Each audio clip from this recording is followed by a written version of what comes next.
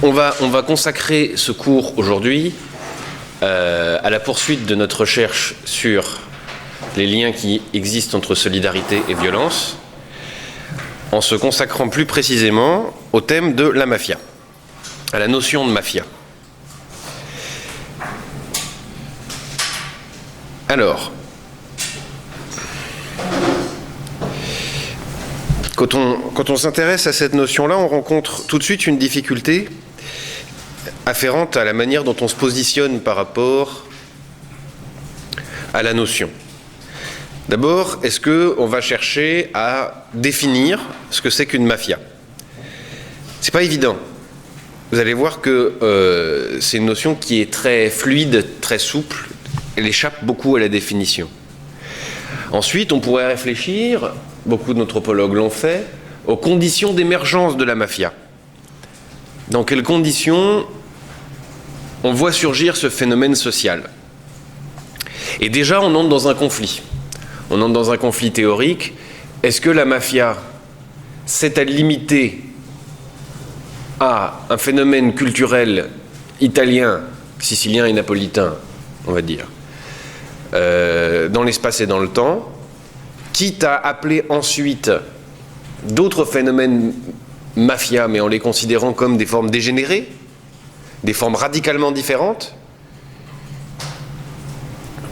Ou bien est-ce qu'il faut trouver une définition qui puisse s'utiliser aussi bien avec les yakuza au Japon qu'avec les mafias albanaises, qu'avec la mafia napolitaine ou sicilienne aux États-Unis?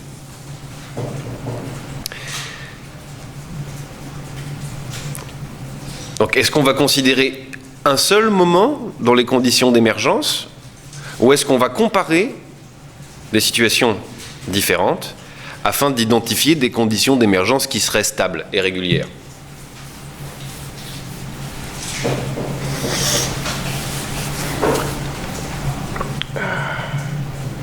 Alors ensuite, une autre perspective pourrait s'ouvrir à nous, consistant à adopter un point de vue descriptif, chercher des ethnographies de rapports entre des membres de mafia. On pourrait aussi essayer de déployer une analyse culturelle, c'est-à-dire dans quel contexte culturel, on revient aux questions des conditions d'émergence, dans quelles conditions culturelles émerge une mafia, ou alors quels sont les schèmes culturels qu'on retrouve dans les systèmes mafieux.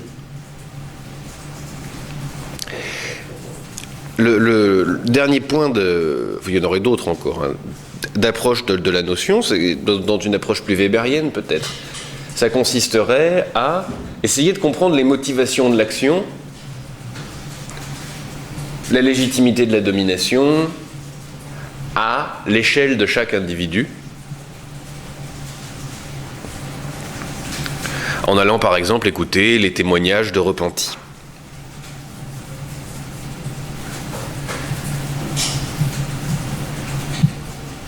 Bien. Moi, ce que je vous propose dans un premier temps, on va traverser un petit peu toutes ces approches parce qu'on ne va consacrer qu'un seul cours à cette notion, mais pour vraiment répondre à ce qui nous intéresse, c'est-à-dire informer le lien entre solidarité et violence, je vous propose de commencer par une tentative de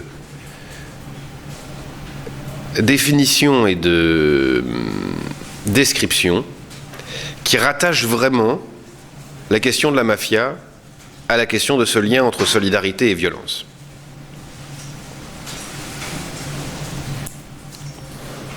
Vous avez vu, j'ai changé.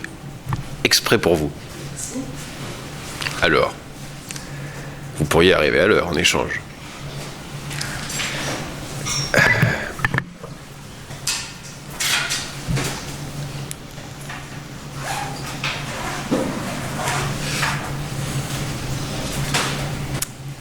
Bien.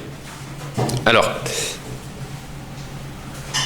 je vous propose une définition, et puis on va interroger chaque terme juste après. voyez, une définition, c'est toujours une délimitation, mais une délimitation en deux sens. À la fois parce qu'on va proposer par accord, par convention, de n'entendre qu'un certain nombre de choses sous un mot, mais en même temps, une fois qu'on aura défini la mafia à notre main, on pourra l'appliquer à toutes les situations qui pourraient y correspondre et décrire des phénomènes qu'intuitivement on n'aurait pas identifiés comme mafieux. Bien. Alors, je vous propose la définition suivante. Organisation sociale et politique, souterraine, violente,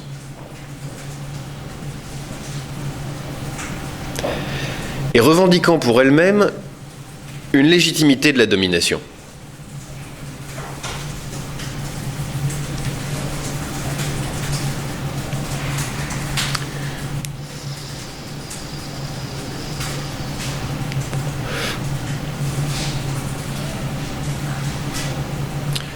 J'ai dit organisation, on aurait pu dire système, mais ce qu'on décrit là, c'est un ensemble cohérent de dépendances internes, hiérarchisées, différenciées, oui.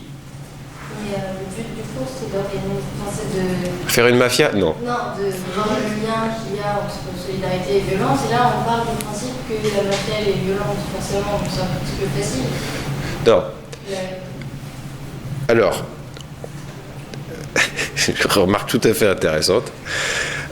Effectivement, dans la définition, on part du principe que la mafia est violente, et c'est parce que c'est un phénomène violent qu'on l'intègre dans le cours sur solidarité et violence. C'est extrêmement facile, effectivement, quand on s'intéresse à un thème, d'essayer de trouver des illustrations qui s'y rattachent. Je vous l'accorde. Mais c'est néanmoins cohérent.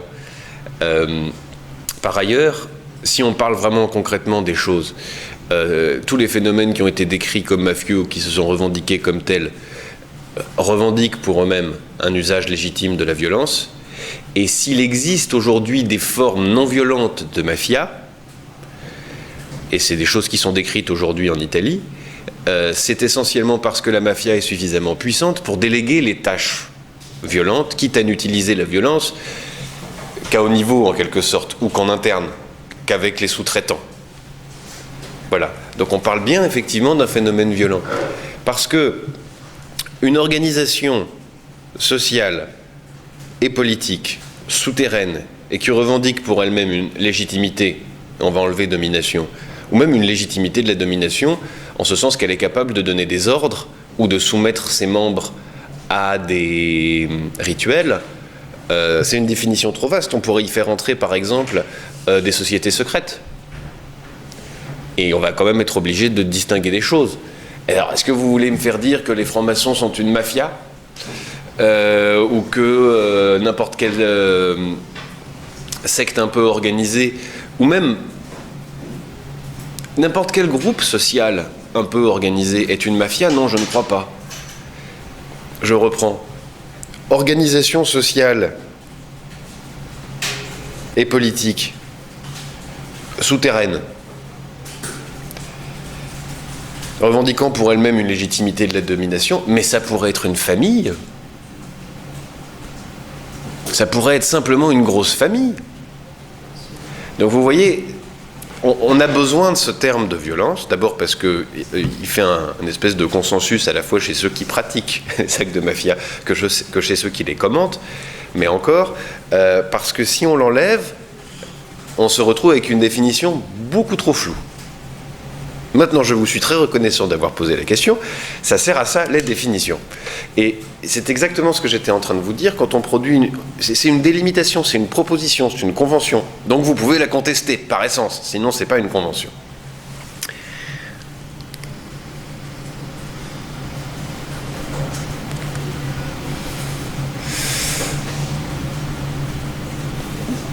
Il y a l'aspect secret aussi qu'il faudrait questionner, oui. Pour moi, quand on parle de la domination,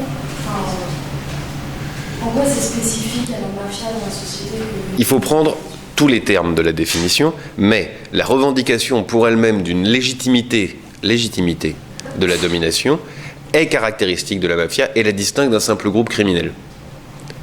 La mafia est un groupe criminel qui va revendiquer pour lui-même une légitimité de cette domination, non pas seulement à l'intérieur du système d'organisation efficace, mais aussi vis-à-vis des personnes à qui elle va imposer un impôt, à qui elle va imposer des violences, etc., sur un territoire donné.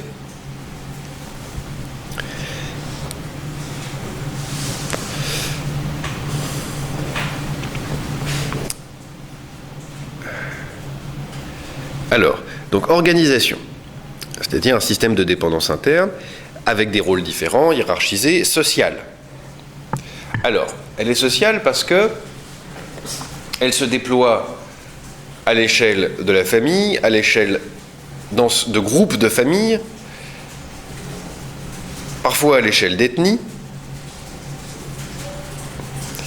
On va d'ailleurs, à l'intérieur de ce système social, demander une forme de reconnaissance des uns envers les autres, une réciprocité, une identité basée sur une identité ethnique, familiale, régionale, géographique. Il y a vraiment cette notion aussi d'ancrage dans un territoire. On parle de mafia calabraise, de la mafia sicilienne, de mafia napolitaine, de mafia dans les Pouilles, de mafia sicilienne aux États-Unis, de mafia à Kyoto et à Tokyo, de mafia albanaise. Il y a vraiment cette notion d'ancrage territorial. Alors, cette notion d'ancrage territorial, elle nous amène vers le social et politique. Social et politique. Une mafia, c'est un ensemble social qui prend en charge les domaines du pouvoir définis par Georges Ballandier dans Anthropologie politique et dont on a déjà parlé, c'est-à-dire que à l'intérieur d'un territoire donné, elle va se charger d'une partie du maintien de l'ordre, et aussi bien de l'ordre moral, de l'ordre matrimonial, c'est-à-dire de l'ordre afférent aux choses du mariage, que de l'ordre économique, de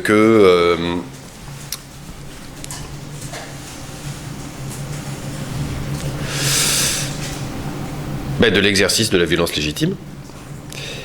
La mafia va aussi être capable, à partir de ce territoire, d'organiser des rapports avec les territoires externes, que ce soit dans ses rapports avec un État centralisé ou dans ses rapports avec d'autres partenaires, par exemple dans le cadre d'un trafic. Si je suis un mafieux italien ou provençal ou n'importe où d'ailleurs, belge, et que je veux organiser un trafic de cocaïne, il faut bien que j'organise un système de relations avec l'extérieur et qui soit stable. Donc, ordre interne, ordre externe. L'ambiguïté, elle est facile à identifier puisque c'est un système social fortement hiérarchisé, même s'il n'y a que 3 grades. Par exemple, le boss, les exécutants et ceux qui payent en dessous. C'est quand même une hiérarchie qui distingue de manière très forte les différents statuts puisqu'ils ne sont vraiment pas interchangeables. Donc, c'est un système de justification des inégalités. Et, dernier point, la sacralité. En ce qui concerne les mafias particulièrement anciennes,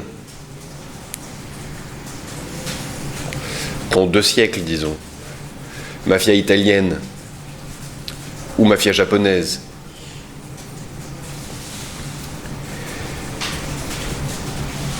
on trouve très concrètement une prise en charge du domaine du sacré.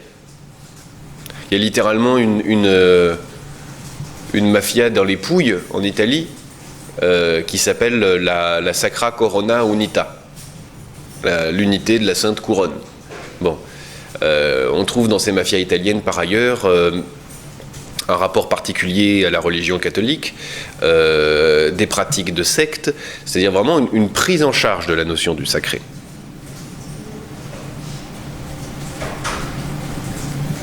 Alors, organisation sociale et politique souterraine. J'ai pas trouvé de meilleur terme.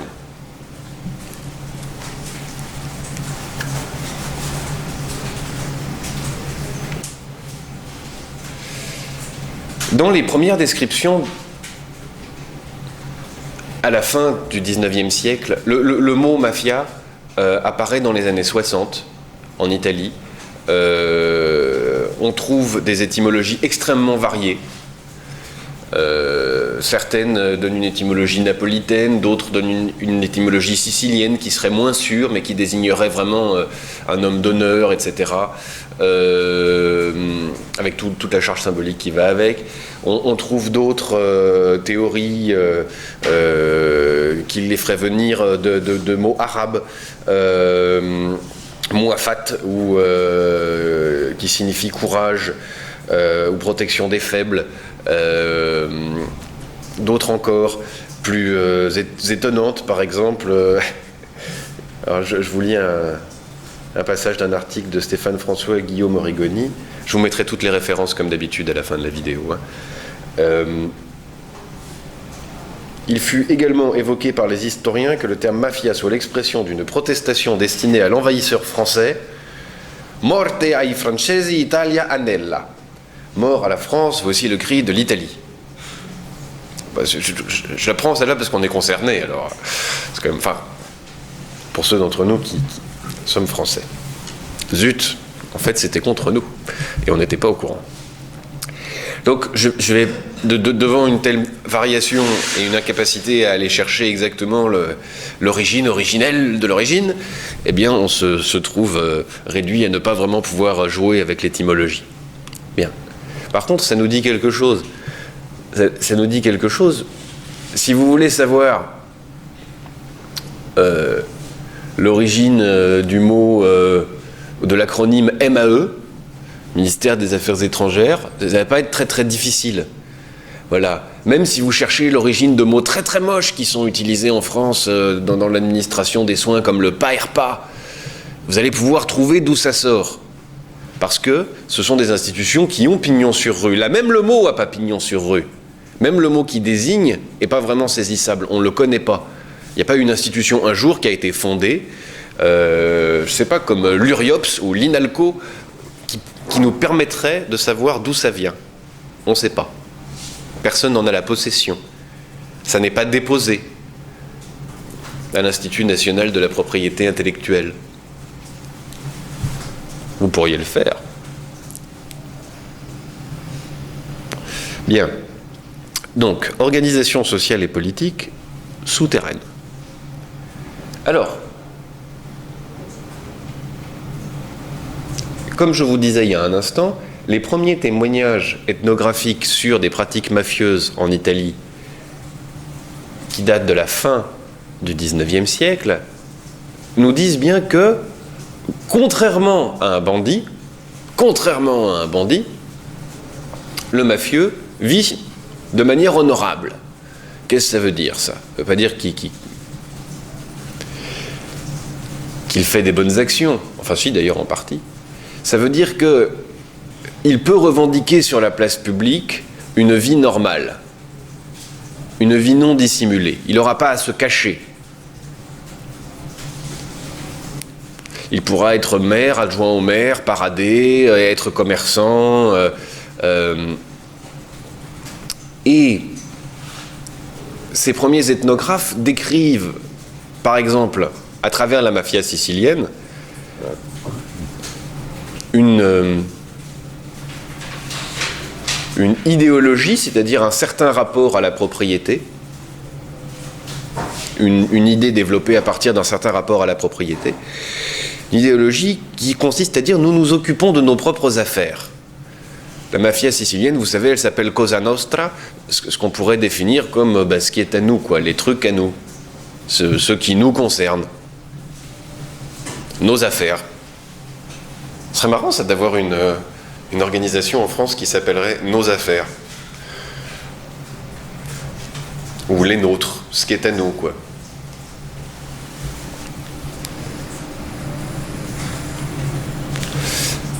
Donc, on nous incite vraiment à prendre en compte le fait que le mafieux n'a pas à se cacher. Néanmoins, on parle de mafia lorsque l'organisation sociale et politique qui va revendiquer pour elle-même l'usage légitime de la violence et une légitimité de la domination est souterraine en ce sens que elle est au moins concurrente d'une autre organisation qui lui dénie la légitimité et qui lutte contre elle, la forçant, par là même, à se dissimuler. Dans une société sans État, imaginez une société sans État. Une organisation sociale et politique qui revendique pour elle-même des patati patata, c'est pas une mafia. Voilà. Néanmoins, je suis obligé d'utiliser ce terme faible de souterrain parce que elle n'est pas complètement dissimulée. Elle n'est pas complètement inaccessible, la mafia. Oui. Mais quand vous dites qu'elle est concurrente d'une organisation qui dénonce la légitimité qui est contre elle, ça peut être une autre organisation souterraine, c'est pas... Il existe entre ces organisations des rapports de lutte d'influence, des rapports de concurrence, des rapports de collaboration. On pourrait dire que de la même manière qu'il existe des relations internationales, il existe des relations intermafias. Néanmoins, ces relations intermafias, on ne peut les qualifier comme relations intermafias et pas comme relations sociales tout court que parce que l'un et l'autre groupe sont qualifiés comme mafias sur le territoire dans lequel elles sont combattues. Voilà. Si vous voyez, par exemple, une lutte entre tel ou tel système de piraterie sur mer, on ne pourra pas exactement parler de mafia parce qu'on n'est pas dans ce rapport de concurrence entre une organisation légitime et une organisation qui revendique pour elle-même la légitimité mais se la voit contestée par l'État. Vous remarquerez une chose aussi, c'est que ce ne sont pas des relations symétriques. La mafia ne cherche pas à destituer l'État. Elle cherche à faire que l'État laisse libre cours à ses actions. Mais absolument pas à produire des renversements. Ou alors des renversements simplement utiles à son maintien. Mais elle ne cherche pas à détruire l'État, elle ne cherche pas à le remplacer en tout cas, c'est ça le point le plus important. Et je pense que cette entrée par le terme des Cosa Nostra, c'est vraiment très bien. Je pense que fondamentalement, il s'agit de la prise en charge d'une part des activités sociales dévolues à l'État, mais qui sont très proches, et justement j'en viens à mon thème, de la solidarité mécanique. Des choses qui sont immédiatement afférentes à l'identité, à l'unité extrêmement forte du groupe, à l'échelle familiale, bien que ce soit des groupes structurés, bien qu'il y ait une hiérarchie, il y a à l'intérieur de ça un niveau d'intégration. Un niveau d'intégration qui était concurrent, par exemple, de la définition de la nation que pouvait utiliser Renan ou d'autres. Mettons, probablement jusqu'au milieu du XXe siècle, lorsqu'on imaginait que une communauté nationale, c'était une communauté d'âme et de destin.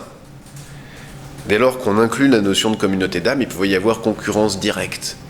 On pourrait imaginer une collaboration entre un État qui n'assume que des fonctions administratives et une mafia qui assume les fonctions identitaires. La question serait de savoir où est-ce qu'on place l'activité économique. Est-ce que l'activité économique est quelque chose qu'on va inscrire dans ce réseau à très très forte intégration identitaire, ou est-ce qu'au contraire, on va l'inscrire dans un réseau à très très forte connotation de régulation, dans un ensemble où tout fonctionne mais personne ne sait qui il est. Bon. Et c'est dur de donner une définition, hein, ça prend du temps. Mais rappelez-vous ça quand vous écrivez une disserte ou que vous pensez une recherche, ne serait-ce que pour commencer à penser votre objet et l'avoir dans vos mains, eh ben ça va prendre beaucoup de pensée et donc votre copie est déjà pleine. C'est formidable. En plus, le lecteur va se dire mais bon sang, voilà quelqu'un qui est soucieux de me raconter n'importe quoi. Et donc ça va lui faire plaisir et il va vous lire avec plaisir.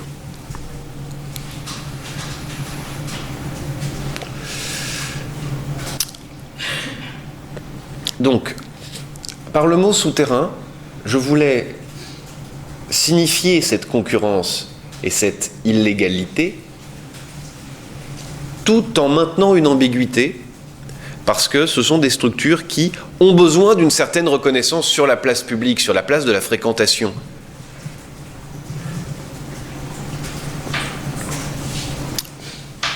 Bon, les deux notions qui suivent sont plus faciles, revendiquant pour elles-mêmes la légitimité de la domination, on en a déjà parlé, et la notion de violence, on l'a déjà définie ensemble au début de ce cours, et les atteintes à l'intégrité physique et psychique des individus déployées par les mafias dont on va parler, c'est-à-dire les mafias italiennes, japonaises, russes, albanaises et italiennes aux États-Unis, et il y en a encore probablement beaucoup d'autres. Ces violences sont de toutes formes. Ça peut être le meurtre, ça peut être la bastonnade, ça peut être l'intimidation,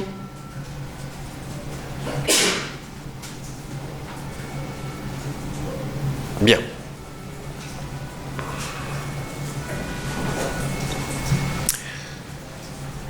Alors voilà, on a cette définition-là que je vous propose, qui n'est pas absolue, mais c'est la définition que je vous donne. Hein. Avant de vous donner la parole, j'en termine. Vous voyez qu'elle prend fortement position dans l'histoire de l'anthropologie de la mafia. Quand je dis organisation politique et sociale souterraine revendiquant pour elle-même une légitimité de la violence et de la domination, je dis déjà organisation politique et sociale. C'est pas parce qu'elle est longue qu'elle est restrictive. En réalité, par exemple, je dis maintenant, la mafia n'est pas un micro-phénomène culturel issu de la situation des latifundia, des grandes propriétés en Sicile. Je dis voilà un type de fait, certes complexe et limité, mais qu'on pourra retrouver dans un grand nombre d'autres situations dont je vais vous parler dans un instant. Ce faisant, je dis aussi, il n'y a pas de différence radicale entre une ancienne mafia qui serait un fait social italien et une nouvelle mafia qui serait un fait social afférent à la mondialisation. Voilà. Vous voyez aussi, conséquence secondaire d'une définition, on se positionne dans un champ. Vous vouliez dire ?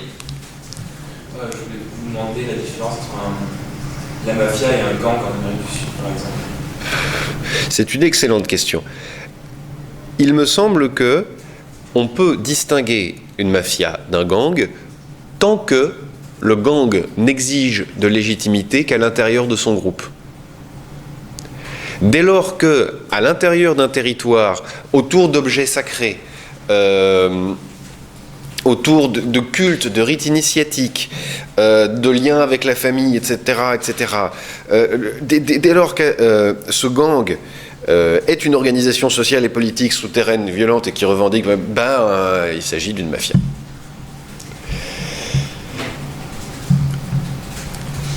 En regardant... moi d'abord. En regardant des documentaires sur la mafia, il y a une espèce de lieu commun qui revient et qui est intéressant, et qui est très troublant, qui consiste à dire la mafia a ceci de très particulier qu'elle offre une protection contre une menace qu'elle suscite elle-même. Bon.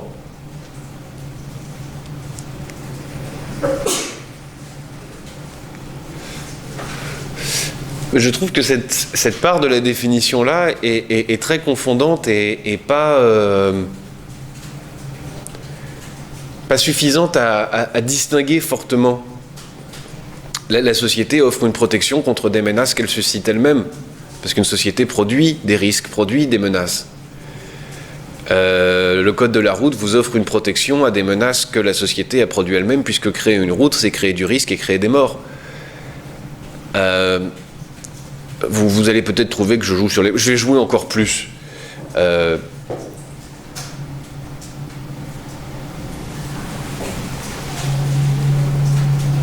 Dans l'organisation du racket. Il m'arrive souvent de collaborer avec des institutions européennes qui offrent simultanément, qui suscite simultanément à l'intérieur des mêmes milieux la norme et l'expert qui va vous aider, moyennant finance, à respecter la norme. Et les institutions européennes sont des machines à produire des normes qui demanderont des expertises rémunérées pour correspondre aux normes. Est-ce que ça, c'est pas un phénomène mafieux ? Il me semble qu'on dilue un petit peu la pensée quand on va par là, et que donc ce type de pensée par analogie me déplaît. Oui, donc vous vouliez dire ? Je trouve que ce qui différencie une mafia d'un gang, c'est le fait que la mafia, je ne sais pas si c'est contraire à ce que vous avez dit tout à l'heure, mais vous avez dit que la mafia était en concurrence avec l'État, par exemple, le gouvernement.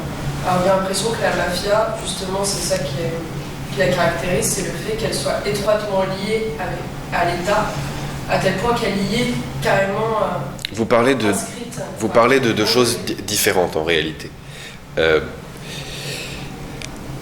Il y a concurrence avec l'État, et on pourrait dire avec la société en tant qu'elle est organisée, sur des fonctions de socialisation. Qui est-ce qui organise le commerce, qui est-ce qui rassemble identitairement les groupes, quels droits on va respecter, est-ce que c'est un code d'honneur, est-ce que c'est une loi, bon. Donc ça, c'est une concurrence. C'est une concurrence, en plus, qui va se maintenir malgré l'affrontement. Ensuite, vous me parlez de la corruption. Ça, c'est autre chose. Je pense que la façon la plus intéressante d'aborder cette notion de corruption par la mafia, c'est effectivement l'histoire des rapports entre la justice et l'État italien d'un côté et de l'autre côté la mafia. Pourquoi ? Parce que l'État italien s'est construit en même temps que la mafia. Et la structure de l'État italien, notamment dans les régions du Sud, s'est construite aussi en même temps avec la mafia.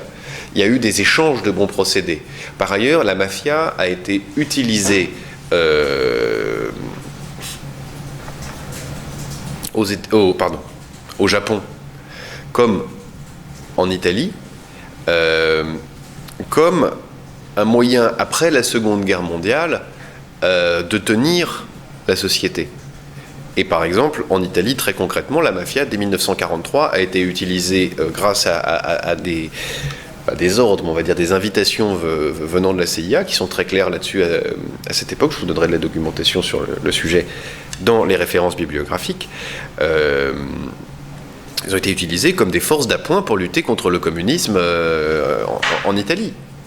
Bon. Alors, les communistes, pendant ce temps-là, ils avaient un autre usage des criminels, notamment comme punition supplémentaire dans les camps confère Varlam Shalamov, les camps de Vichera. Bon. Je suis en train de divaguer. Mais distinguez bien la concurrence qu'il peut y avoir et d'un autre côté la corruption. La corruption fait partie de la concurrence. En d'autres termes, je vais renforcer le nombre de mes attributions en ménageant, grâce à la corruption et au fait que je t'affaiblis de l'intérieur, les marges de manœuvre que tu laisseras à la mafia. Ça ne veut pas dire qu'il faut penser dans le cas italien que l'État et mafia sont en fait des alliés. Ils ne sont pas des alliés. Parce que quand je parle de l'État, je ne parle pas de Silvio Berlusconi. Je parle de l'État en tant que système organisé italien de représentation et d'organisation sociale. Mais par contre, ça veut dire que la mafia et la corruption... Comparez pas la mafia et les scouts, par exemple. Les scouts sont un système organisé qui peut tout à fait être allié à l'État dans la construction d'une population sociale cohérente, bien élevée, qui se distrait Yukaïda. Voilà. Ça veut juste dire que la mafia ne fonctionne pas sans corruption. Puisque on est dans une phase de définition, vous allez trop vite. Peut-être plus tard, on pourrait faire une hypothèse pareille. Pour moi, ce n'est pas du tout évident. En plus, je me méfie du terme corruption parce qu'il a une espèce de connotation à la fois religieuse et sexuelle, je trouve, comme pollution. Mais peu importe. On peut tout à fait imaginer, c'est vraiment très simple, hein. Un groupe mafieux arrive à Paris, voilà. Paris, commence à faire des activités de commerce, par exemple pour blanchir de l'argent, sans avoir à corrompre la moindre autorité locale. Simplement, ils font leur activité de leur business, ou en vendant de la drogue. La drogue, c'est vachement bien parce que, encore mieux que la cigarette, ça permet sur des petites quantités fractionnées de faire beaucoup de bénéfices très vite. Donc voilà, par exemple, des mafieux viennent vendre de la drogue à la sortie des discothèques, des universités, tiens, soyons fous, en France, à Paris. Il n'y a pas besoin de corrompre, on vend. Oui. Oui, alors c'est peut-être un peu con comme question, mais Pardon, qu'est-ce que vous avez dit? pardon, c'est peut-être un peu bête comme question. Alors, Mais pardon. allez-y. Pourquoi c'est Interdit? pourquoi il y a une lutte, ouais, voilà, pourquoi il y a une lutte contre la mafia, alors que finalement c'est un système très organisé et qui peut justement concentrer des activités illégales qui de toute façon existent et qui quelque part a sa hiérarchie, a ses règles, a ses normes et puis essayer de vivre en quelque sorte voilà, en souterrain. Alors, il peut exister entre des groupes étatiques et des groupes souterrains ou illégaux une collaboration parce que des intérêts se rencontrent. Lorsque, par exemple, je veux qu'une cité soit calme, je peux soit la laisser à la mafia, soit la laisser, par exemple, ça a été beaucoup dit récemment, à des prosélytes salafistes. J'ai dit, voilà, allez-y. Dans le fond, nous sommes concurrents sur des questions... Alors, on va prendre cet exemple-là, il est très bon. Il est très bon, pourquoi ? Parce que là, je parle pas d'illégalité de les salafistes, ils vendent pas de la drogue. Hein, voilà. Pourquoi il y a concurrence ? Il y a concurrence parce que l'État revendique pour lui-même d'abord la légitimité de la domination, mais aussi la légitimité dans la production du droit, c'est-à-dire l'obéissance au droit. Bon. Or là, on va produire des droits concurrents. Et au bout d'un moment, on en arrive à un véritable problème lorsque les lois, lorsque les droits, mais on pourrait dire aussi lorsque les ethos, lorsque les identités sont concurrentes, lorsque je vais d'abord préférer ma famille, mon groupe religieux, mon groupe d'organisation, à tout autre groupe, et préférer le droit de mon groupe au groupe plus vaste, alors je vais rentrer dans l'illégalité, aussi simplement que ça. Aussi simplement que ça. Ça va de choses toutes bêtes. Je revendique, moi, État. L'État, c'est moi, tiens. Le monopole de l'impôt. Et voilà, dis pas qu'il y en a d'autres qui viennent demander des impôts. Bon, jusque-là, c'est grave, mais il y a plus grave. Qu'est-ce qui est plus grave ? Parce que finalement, les impôts sur le mode mafias, c'est jamais que, par exemple, la plupart du temps, tout simplement, une taxe contre une protection. Et il y a bien des entreprises qui vendent de la protection. Donc, attendez, aujourd'hui, il y a beaucoup de questions, c'est fou. Donc, je vous suggère, dans le temps qui vous est imparti pendant que je déblatère, de penser à la sublime formulation que vous allez nous livrer, comme ça, ce sera beau. Pensez aux mots que vous utilisez. Par exemple, mademoiselle a commencé par dire « je trouve ». C'est marrant, parce que « je trouve », ça veut quasiment dire « je découvre ». Vous auriez pu dire « je pense » ou « il me semble »,« il m'apparaît ». Des choses différentes. Tandis que mademoiselle a commencé par dire « c'est peut-être un peu con ». C'est peut-être parce que j'avais parlé de connotation sexuelle il y a un instant, donc vous avez envie de continuer, mais c'est pas con du tout ce que vous dites, c'est très intéressant. Et nous sommes là non seulement pour apprendre à penser, à écrire, mais aussi à s'exprimer, n'est-ce pas ? Bien. Alors, on revient à nos moutons. Une fois que j'ai concurrence sur la production de l'impôt et de ce qui va être fait avec l'argent collecté publiquement, et il y a des bonnes œuvres de la mafia, c'est pas de souci avec ça. Il y a un problème sur la concurrence, sur le moyen d'obtenir l'impôt. Par exemple, est-ce que je peux venir brûler ta maison ou te prendre tes affaires ou détruire tes biens si tu ne payes pas l'impôt ? quand dans le même temps, l'État peut aussi exercer une violence, par exemple, alors elle sera bien moindre, hein, surtout si on a beaucoup d'argent, pour récupérer l'impôt. Donc il va y avoir concurrence sur la violence légitime par rapport à l'exercice du commerce. Et sur, par exemple, qui a le droit de faire respecter quel droit? Vous voyez, ces questions sont toutes simples. Qui a le droit de faire respecter quel droit? On a la base de cette concurrence-là. On peut les résoudre d'un côté ou de l'autre. Par exemple, on peut dire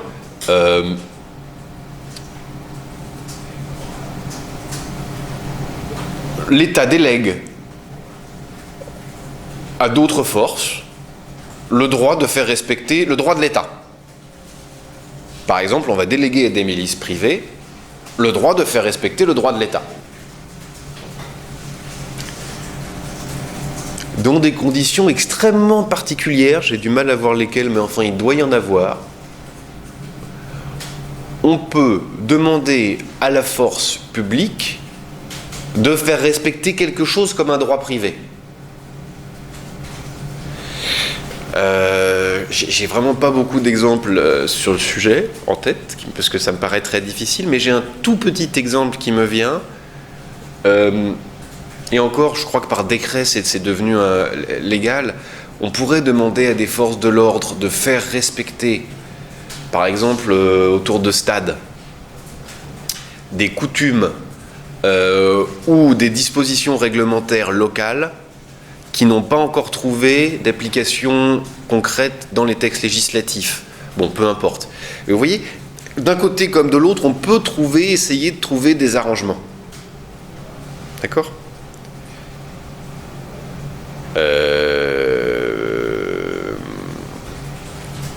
Il faut toujours que l'un des deux soit respecté. Si on abolit les deux, c'est-à-dire que c'est quelqu'un d'autre qui applique un autre droit, alors il y a concurrence directe. Sur un territoire, évidemment. Sur un territoire. C'est ça le point clé. Dès lors que soit on dématérialise, soit on change de territoire, il n'y a plus concurrence entre le système de droit et le système de répression. Mademoiselle. Je pensais que vous aviez posé une question à la classe, mais non, c'était une question à vous. Ah, je suis vilain.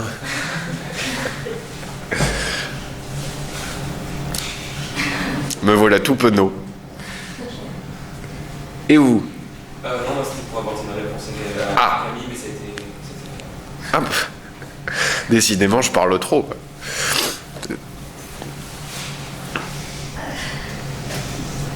Cela dit, c'est une vraie question, ça. Mais bon. Comment doit-on faire participer la classe, plus ou moins, etc. Qu'est-ce qui vous fait marrer comme ça?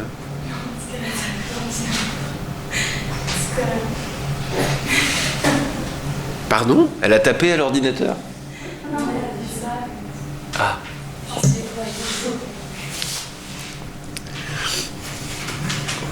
Heureusement que vous n'aviez pas de questions sur le cours magistral, parce que sinon, on aurait fait le cours sur l'introduction. Hein.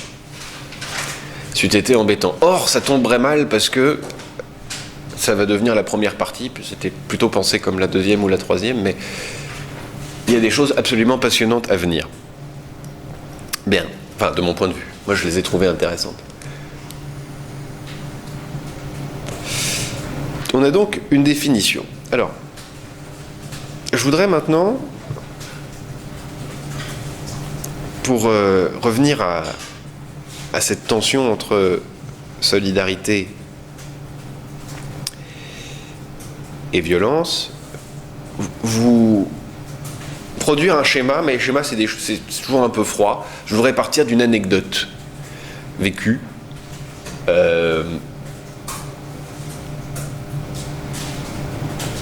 Pour essayer de distinguer un petit peu le type de solidarité et violence qui existe dans un État, dans des rapports avec une administration, et dans les rapports avec une mafia.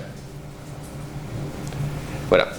La métaphore que je voudrais utiliser pour commencer, c'est celle de la corde. Non pas pour pendre. Mais il me semble que quand on a affaire avec une mafia, on n'est plus en train d'être chacun à un bout d'une corde en train de tirer chacun de son côté pour obtenir quelque chose dans le cadre de rapports de force, mais de force, on vous met tous à tirer dans le même sens. Bon, vous allez comprendre.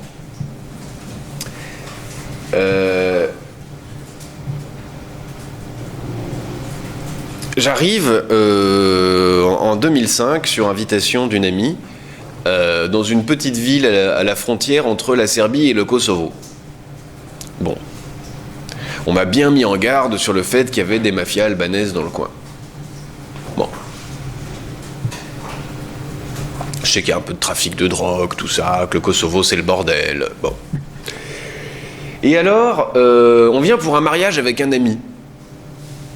Bon.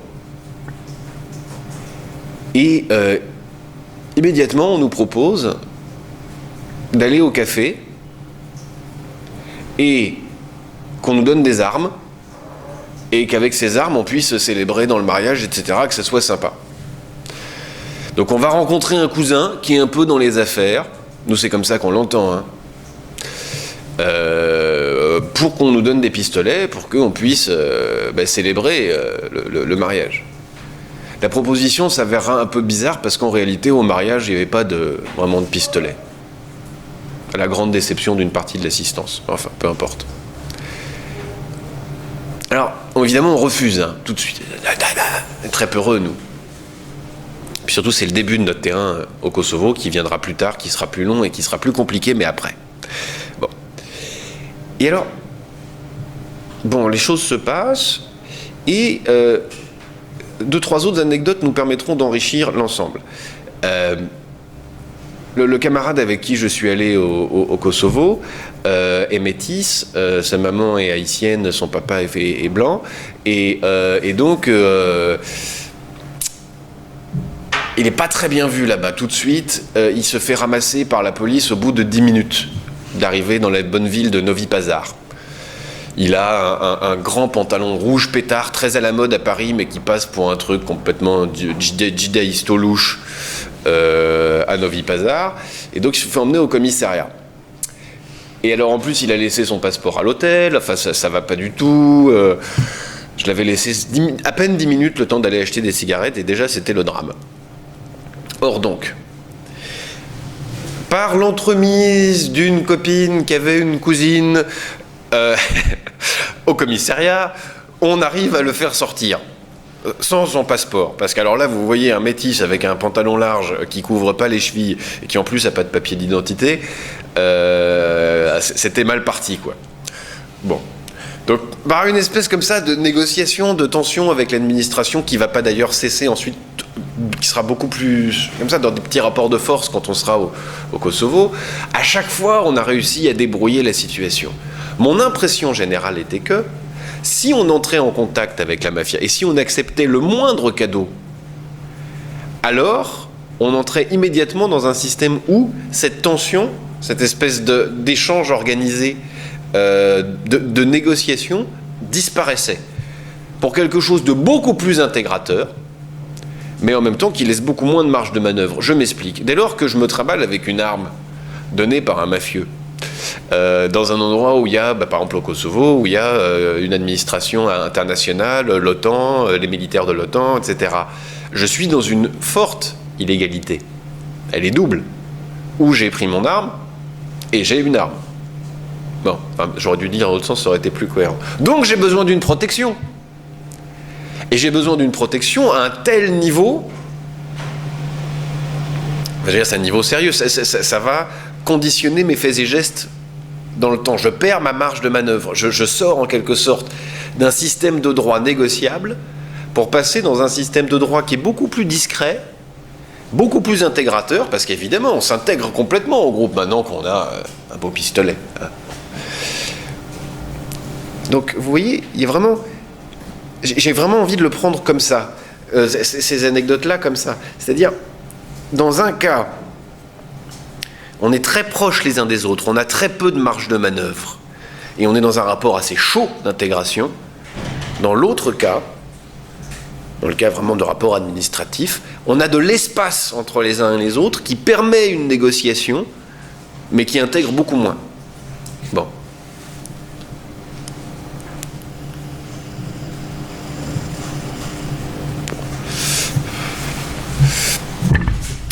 Maintenant, j'ai envie de vous proposer le schéma suivant. On va imaginer la société comme un cercle. Ah.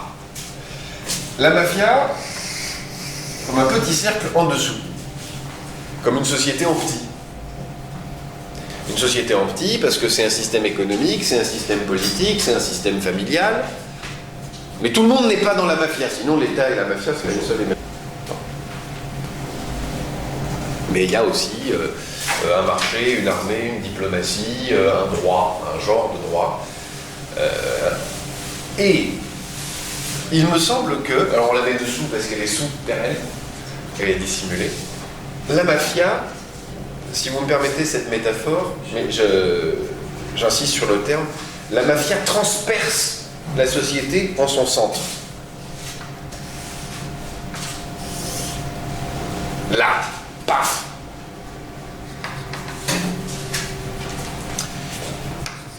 Elle transperce la mafia transperce la société en son centre. Pourquoi? Parce que elle fonde sa légitimité, elle dépasse, elle prétend dépasser la légitimité de la société sur des éléments qui sont extrêmement centraux.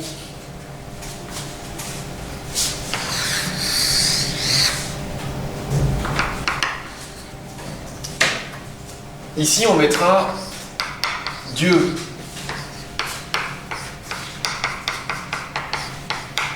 La famille.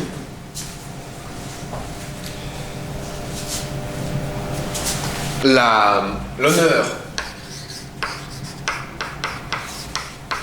La confiance.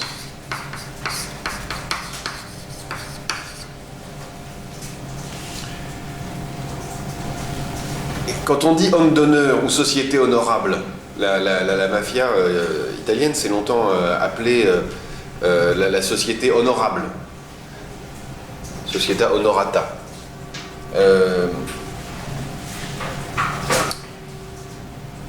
À travers ces notions-là, on va définir ce que c'est que être un homme.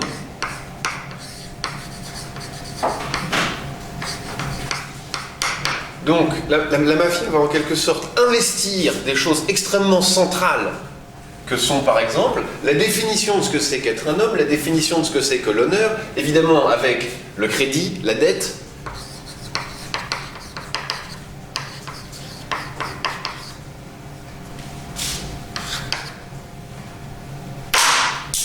Dans un rapport avec ce que c'est que Dieu et ce que c'est que la famille.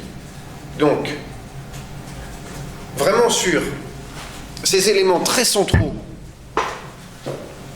que sont Dieu, la religion, l'honneur, le rapport de confiance, la réciprocité. La mafia vient... Alors, je vais être plus vilain, soyons plus vilains. La légitimité de la violence,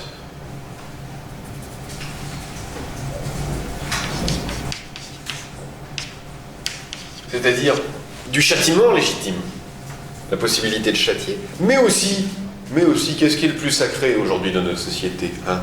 Bon, l'argent, la banque, le fait d'être la banque.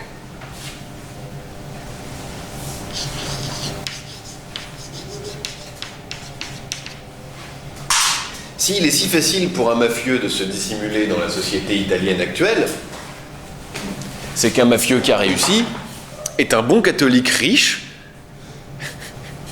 qui s'habille comme un cadre supérieur et qui a la même voiture et le même désir et les mêmes fantasmes de jeune fille, en fait, tout pareil. Donc, avec ce site particulier que la mafia va revendiquer et parfois obtenir pour elle-même, un rapport spécifique et peut-être plus direct avec ces éléments-là. Qu'est-ce que c'est que l'honneur? Qu'est-ce que c'est que la confiance? Qu'est-ce que c'est que la vraie famille? Qu'est-ce que c'est que le vrai argent? Je ne sais pas, mais enfin... c'est de l'argent honorable, quoi. Le nôtre! Et ce rapport particulier, singulier, presque antisocial, primordial avec Dieu. C'est pas vrai, les mafias, c'est des phénomènes relativement récents. Enfin, sauf oui, décrit comme tel, parce que, évidemment,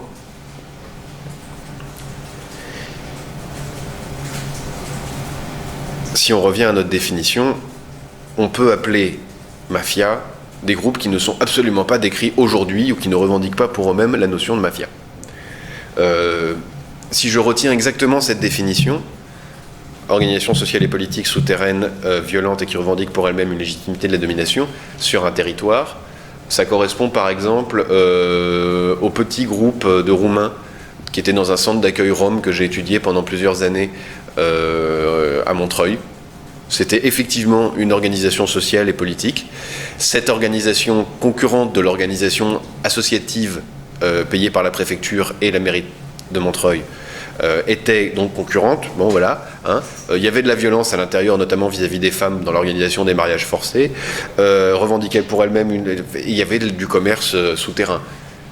Et tout ça, effectivement, sur un territoire qui était tout petit, dans la périphérie de Montreuil, mais en lien avec d'autres commerçants en Roumanie et en Seine-Saint-Denis, et dans le sud-ouest de la France. Bref, vous voyez, et je trouve ça intéressant, justement, d'être capable de détecter ce qui est en train de se passer, c'est-à-dire qu'en fait, d'un seul coup, en utilisant le mot mafia pour les décrire, mais en l'utilisant avec notre définition, alors on arrive à quelque chose d'intéressant. C'est que sur ce micro-territoire, et en enfermant des gens dans un centre d'accueil d'urgence, on leur a donné les conditions nécessaires, et peut-être les conditions...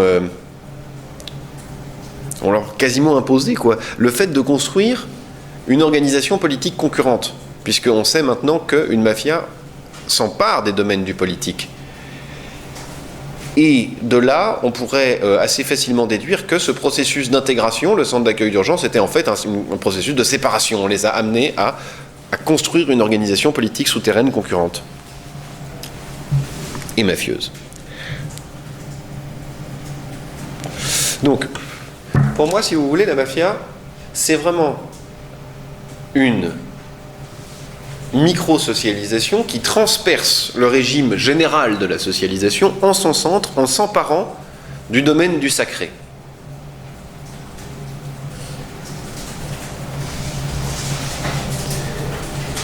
Et vraiment du sacré au sens large, c'est-à-dire au sens où on peut à la fois mettre la famille et la religion. Ce que c'est qu'être un être humain.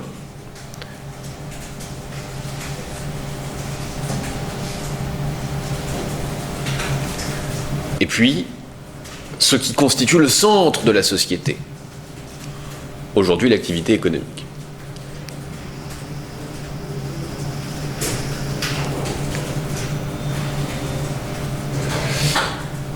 Peut-être même la notion la plus importante et qui est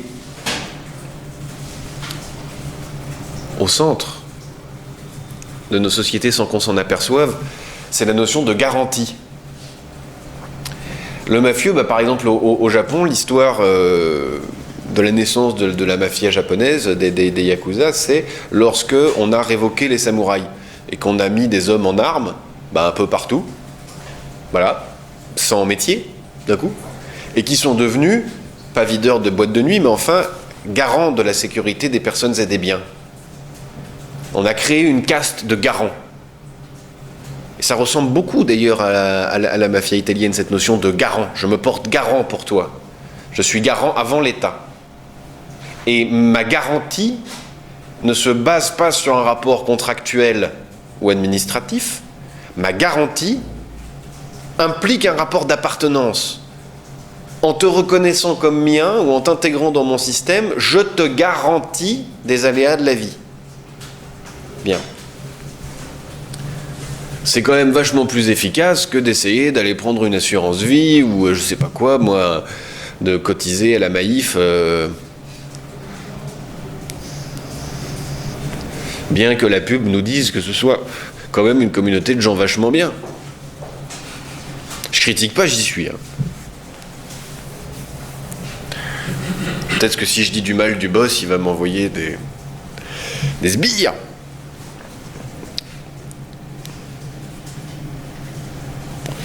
Alors,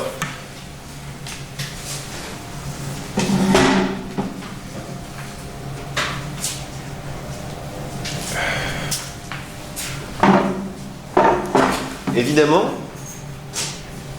ici on a décrit le rapport entre la société en général et la mafia. C'est-à-dire vraiment ce rapport à la fois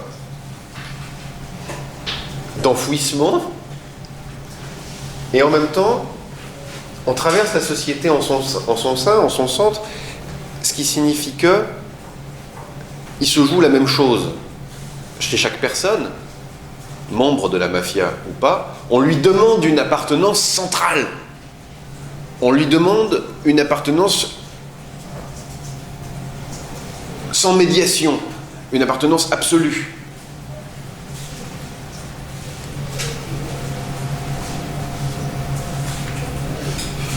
Ce qui fait que, à l'intérieur de cette sphère de sociabilité qu'est la mafia, on trouvera à la fois une intégration beaucoup plus forte, une grande solidarité mécanique,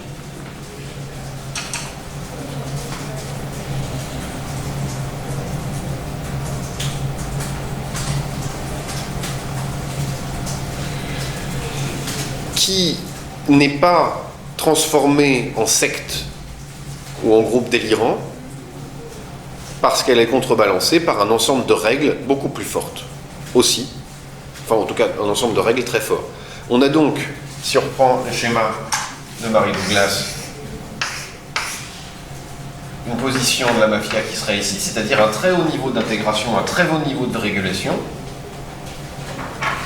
dans une société hiérarchique.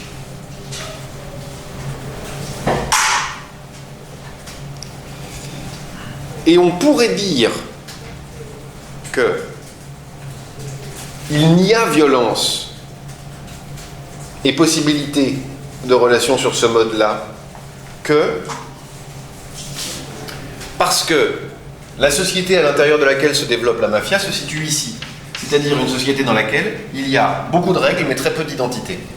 Et la violence surgit ici.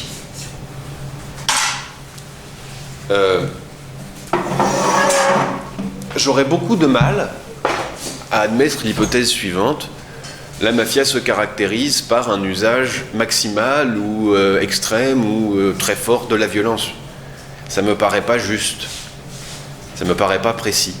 D'abord parce que selon les capos, selon les boss, l'usage de la violence sera plus ou moins fort, il y aura plus ou moins. C'est pas ça le point central.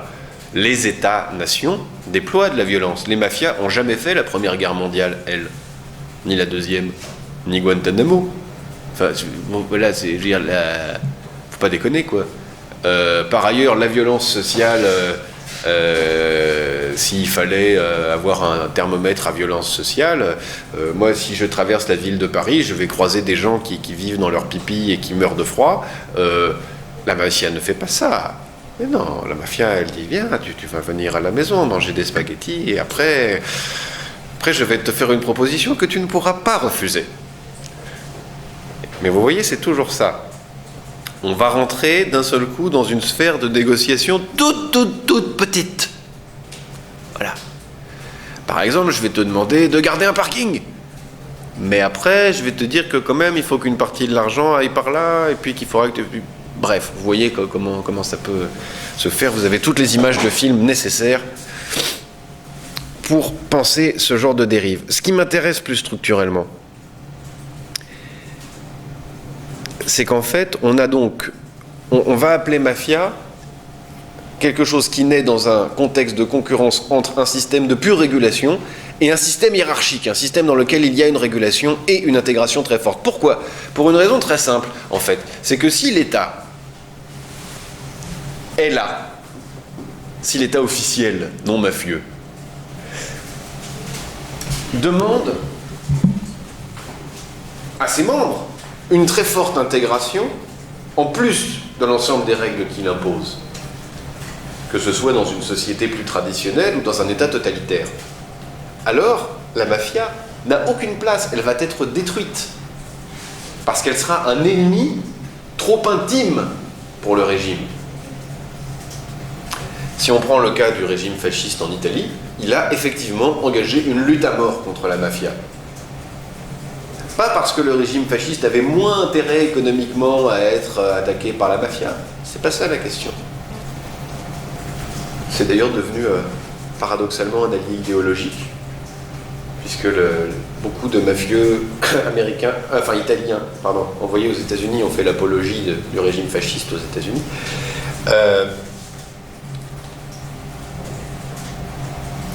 C'est que d'un seul coup, ils se retrouvent trop concurrents sur toutes les fonctions. Parce qu'un État totalitaire va aller chercher en chaque citoyen un lien avec le sacré, un lien avec ce qui est central.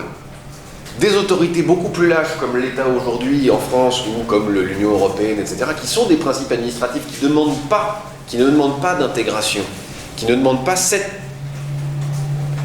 niveau de solidarité-là, vont assez naturellement laisser beaucoup plus de marge de manœuvre, parce que cette marge de manœuvre est laissée à tout un chacun. Vous avez tous le droit de vous inventer une identité, d'être semblables les uns aux autres à votre manière. Vous avez tous en quelque sorte le droit de développer sans aucun problème des communautés d'identité. Personne ne va venir contrôler ça parce que ça n'est pas concurrent de l'État. Et par conséquent, certaines pourront prendre telle ou telle forme, notamment mafieuses.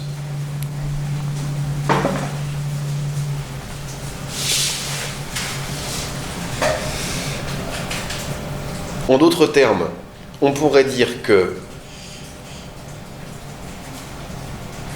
il existe une beaucoup plus grande latitude pour le développement d'un système mafieux, c'est-à-dire d'un système hiérarchique qui allie haut niveau d'intégration et haut niveau de régulation, lorsque le système social dans lequel il se déploie, il se déploie,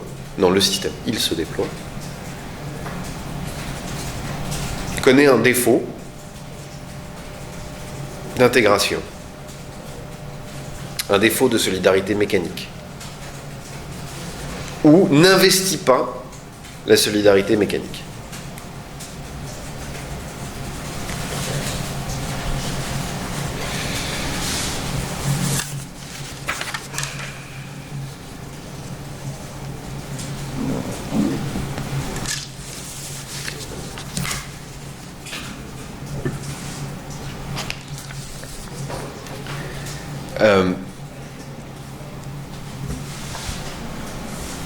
C'est ce qui fait cette...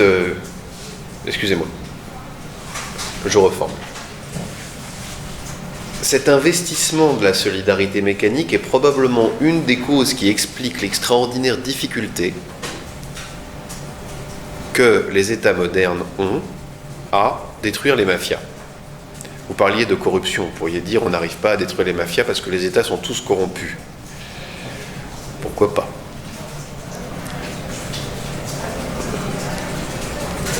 Néanmoins, il y a quand même un fait massif et qu'il est difficile de ne pas aborder, d'essayer de comprendre, c'est pourquoi est-ce que, aussi bien en Italie qu'en Russie, qu'en Albanie, qu'en Chine,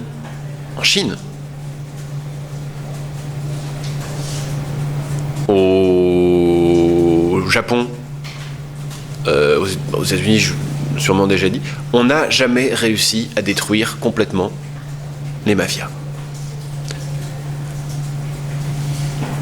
Bien. Alors, il y a plusieurs réponses qu'il faut considérer. Il y a par exemple, puisqu'on parlait de l'Italie, l'incapacité à réformer en profondeur des structures politiques qui datent de l'époque de la jeunesse de la mafia et donc auxquelles la mafia est consubstantiellement adaptée. Bon, mais comment est-ce qu'on explique dans ce cas-là que la mafia chinoise se développe en Australie par des phénomènes de diaspora ? Cette mafia italienne qui n'a pas été éradiquée là, n'a pas été éradiquée pour d'autres raisons à New York, avec des structures politiques extrêmement différentes. Donc c'est une raison, mais ce n'est pas une raison suffisante. Bien.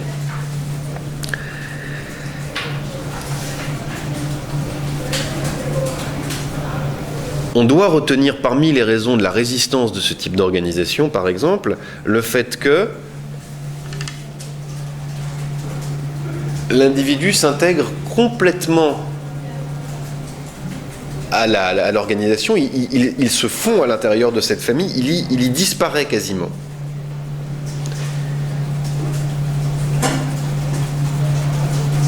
Alors, cette intégration, elle passe par des rituels d'initiation, elle passe par des rituels donc d'intégration, par des mythologies, par des façons de parler de soi, qui sont reprises d'ailleurs culturellement, sur l'espèce de chevaleresque de la mafia. Bon. Par ailleurs, maintenant, ce sont des organisations anciennes. Elles sont par ailleurs extrêmement souples. Et ce niveau de souplesse est permis par ce très haut niveau d'intégration et ce très haut niveau de régulation, puisque la structure étant très bien organisée en un sens, très efficace, très hiérarchisée, très efficace, et en même temps, ayant placé son identité dans autre chose que le type de trafic qu'elle fait, son type d'action, son métier, elle peut changer de métier quand elle veut, elle peut s'adapter à toutes les situations. C'est-à-dire que la mondialisation, ça lui va très très bien, la mafia, ça ne les dérange pas du tout. Bon. C'est une société qui donc a la capacité de placer son identité, son ciment, non pas dans son action, non pas dans son métier, mais dans un principe identitaire plus profond, ce qui lui permet un très haut niveau de souplesse et d'adaptabilité aux évolutions du marché et de la situation internationale.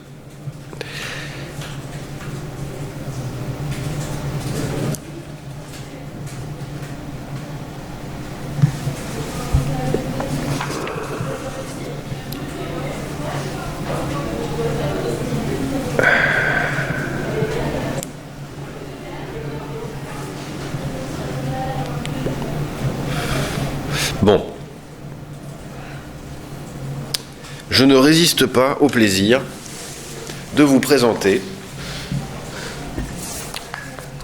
un article d'Anton Bloch, B-L-O-K, qui s'appelle « La mafia d'un village sicilien ».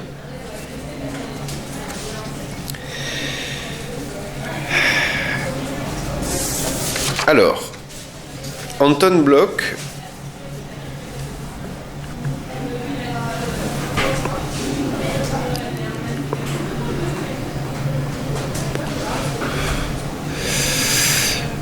est parti faire un terrain dans les années 60 dans un petit village de Sicile qui s'appelle Contessa Entellina.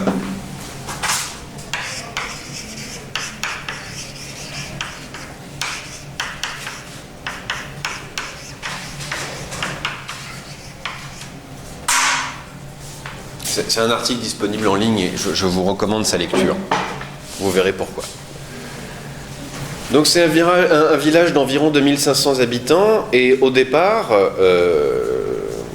Anton Bloch part là-bas pour réaliser un terrain d'anthropologie qui n'a absolument rien à voir avec la mafia.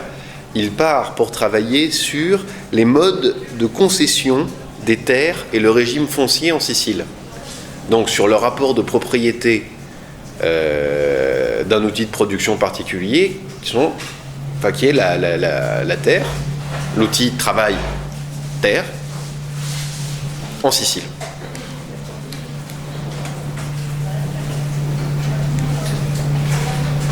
C'est assez marrant.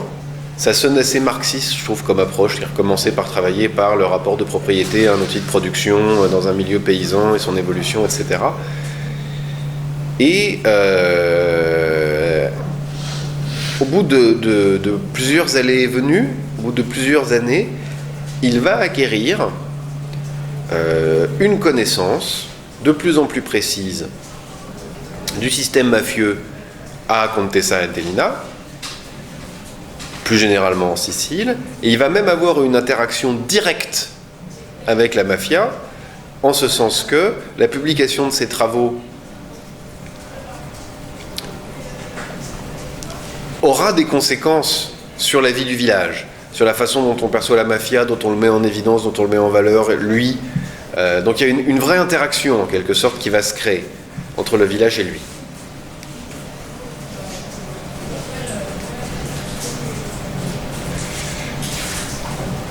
Et il se trouve que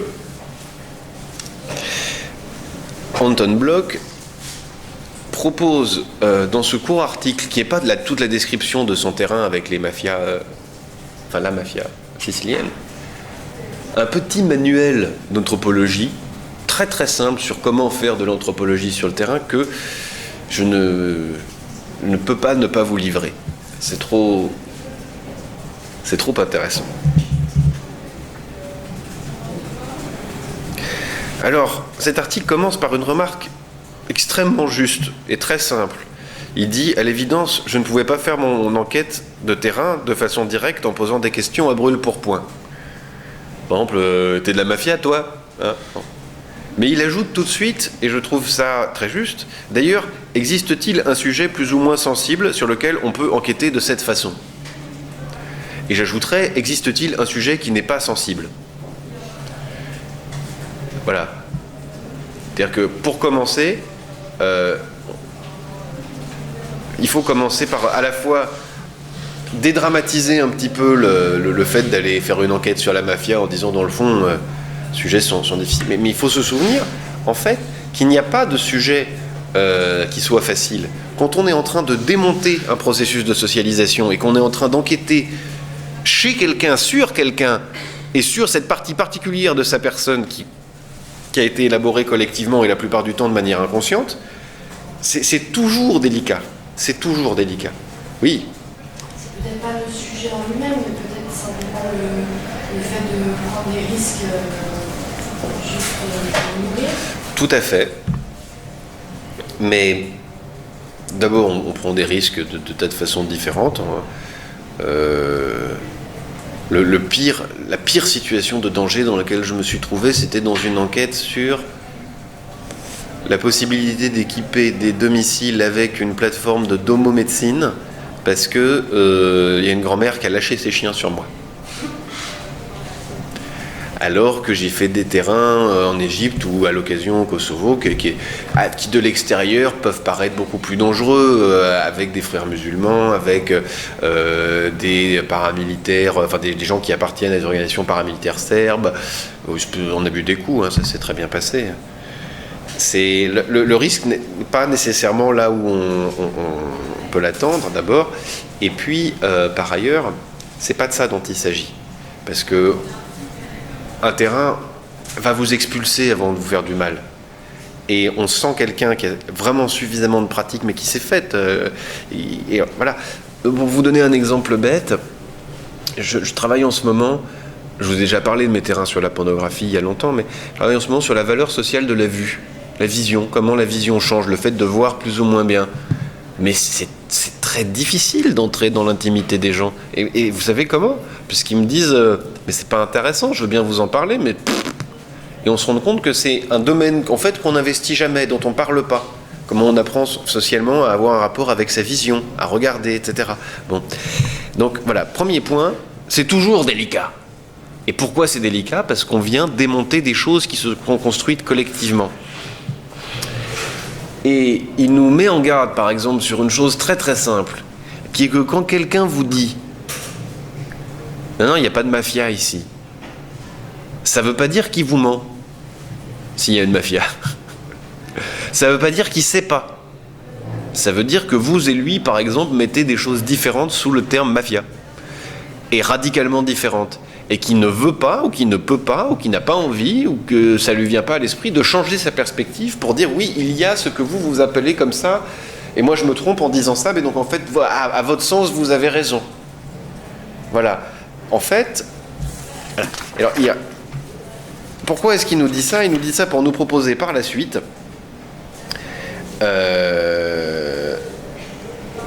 une dizaine, oui c'est ça, 10 excellentes raisons de ne pas poser de questions quand on fait un terrain d'anthropologie.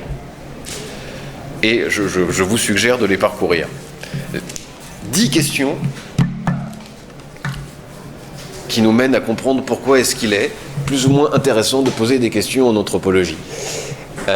J'en termine et je vous laisse la parole.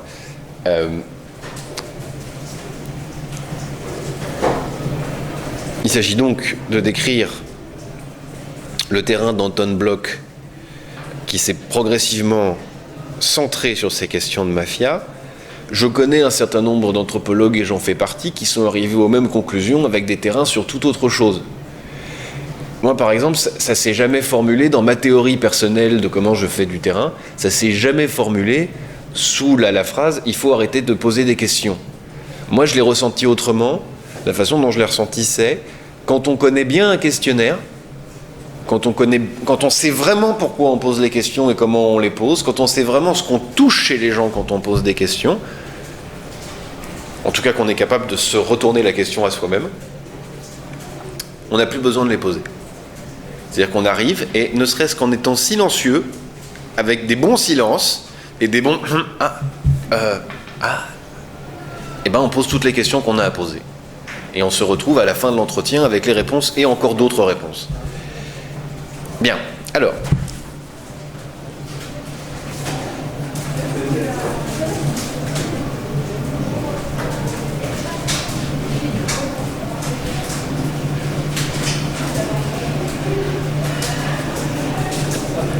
Premièrement, le principal travail de l'anthropologue est de comprendre une autre culture dans ses propres termes et non selon des schémas qui ont été imposés de l'extérieur.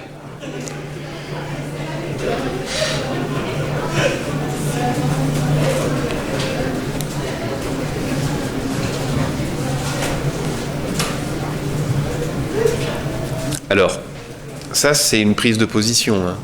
C'est une prise de position finalement assez maussienne, même si Lévi-Strauss en d'autres termes y a réfléchi, mais c'est une position maussienne en ce sens qu'il faut respecter la théorie locale, respecter la théorie indigène. On n'est pas là pour imposer ses propres représentations, on n'est pas là pour imaginer des structures avant d'avoir compris comment eux-mêmes comprennent le fonctionnement de leur société. Or ça, ne serait-ce qu'en posant des questions, on peut évidemment imposer ses propres catégories. Bon. Et notre ami Anton Bloch a l'intelligence de mentionner qu'il faut faire attention, même la simple évocation des raisons pour lesquelles on est là peut suffire à imposer des catégories. C'est très difficile d'expliquer sa présence en tant que chercheur sans imposer des catégories. Essayez de penser à ça si un jour vous avez à exercer le doux métier de chercheur. Mais même par ailleurs dans votre vie, il est très difficile d'exprimer les raisons, d'expliquer les raisons de sa présence quelque part sans avoir à, d'une manière ou d'une autre, modifier les catégories d'un échange. Tout le talent, quand on est anthropologue, et c'est ma très chère et très honorée professeure Sophie Poirot-Delpech, qui travaille ici, qui me l'a enseigné quand j'étais petit, c'est par exemple d'être là et d'avoir l'air de rien. Et d'être là pour rien, d'être au café par exemple, en train de boire un café, et de ne pas avoir à expliquer les raisons de sa présence, dans un premier temps. Alors, par exemple, dans un temps qui va d'abord consister à s'imprégner des catégories et des notions de la population investiguée, avant d'écrire ces questions et avant de construire sa réponse à la question « mais qu'est-ce que tu fais là ?» Voyez ? Ça conditionne par exemple la possibilité de parler ou pas après avec les gens. Je vous ai déjà raconté l'anecdote de mon étude sur l'excision en Égypte. Avant de savoir comment eux parlaient de l'excision en Égypte, c'est-à-dire à quelle occasion ça a lieu, est-ce qu'on en parle joyeusement, de manière triste, en se méfiant, avec quels mots, tant qu'on ne sait pas, ben on va vous répondre que ça n'existe pas et que de toute façon allez vous faire foutre. Voilà.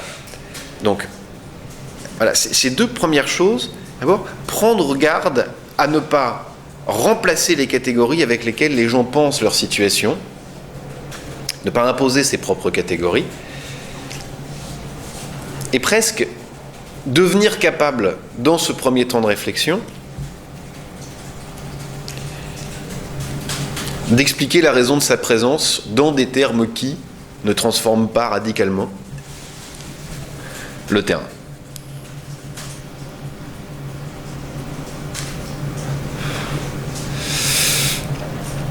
Deuxième raison, poser des questions instaure, la plupart du temps, une hiérarchie.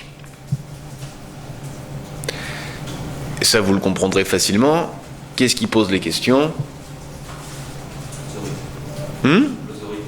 L'autorité, le prof, le juge, le policier. Alors, vous pouvez vous mettre en position de poser des questions comme un enfant.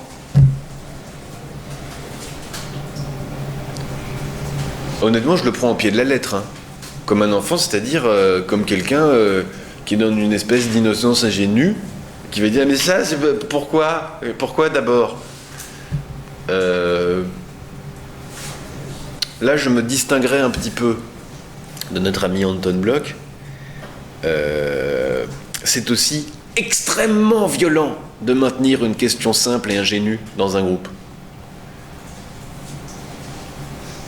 Mais pourquoi vous le traitez comme ça, lui? Oui, oui, j'entends bien, mais pourquoi? Oui, mais et maintenir ça. Maintenir ça. C'est-à-dire forcer les gens à revenir sur les théories explicites, implicites, conscientes, inconscientes qui ont été développées par un groupe pour créer une situation. Voilà.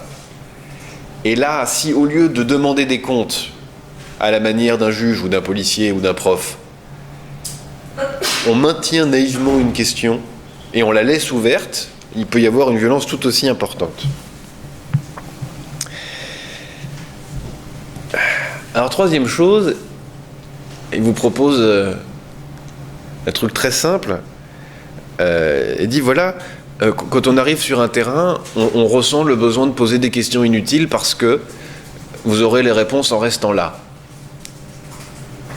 sans avoir à poser les questions. En d'autres termes, entretenir une vie sociale implique des réponses qui ne se présenteront pas comme des réponses à des questions, mais simplement comme une participation à la vie sociale.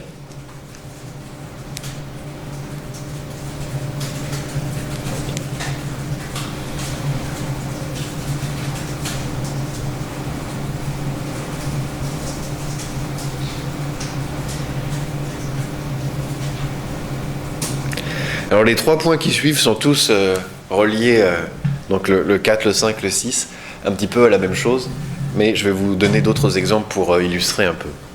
Donc 4e point, souvent les gens n'aiment pas être questionnés. Les Siciliens détestent que les gens se mêlent des affaires des autres. Bon. Alors ça, on peut rien y faire. Puis c'est vrai. Il y a 2 jours, j'ai refait une des pratiques que je conçois comme la plus pénible dans mon métier d'anthropologue, c'est appeler des bataillons de gens pour obtenir des entretiens. Vous dérangez des pauvres petits vieux qui sont tranquilles dans leur vie pour leur demander, pour leur mendier, parce que c'est ça la vérité. 1 ou 2 heures d'entretien avec vous, comme ça, et vous allez leur poser des tas de questions sur leur vie et leur mettre leur vie comme ça, comme en miroir.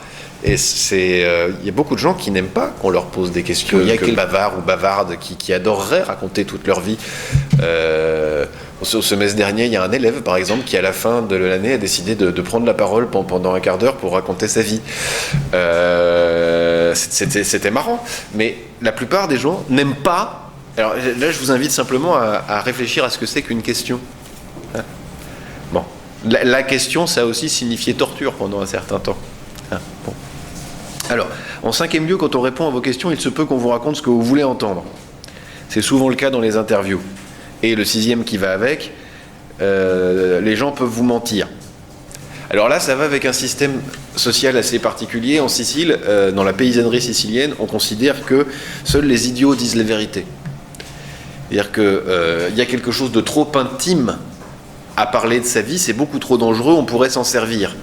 Il y a un certain nombre de systèmes culturels très très différents, aussi bien chez les Amérindiens que dans la paysannerie roumaine, où par exemple on ne révèle jamais, pardon, ça va faire un bruit pas possible là-dessus, où on ne révèle jamais le prénom de quelqu'un.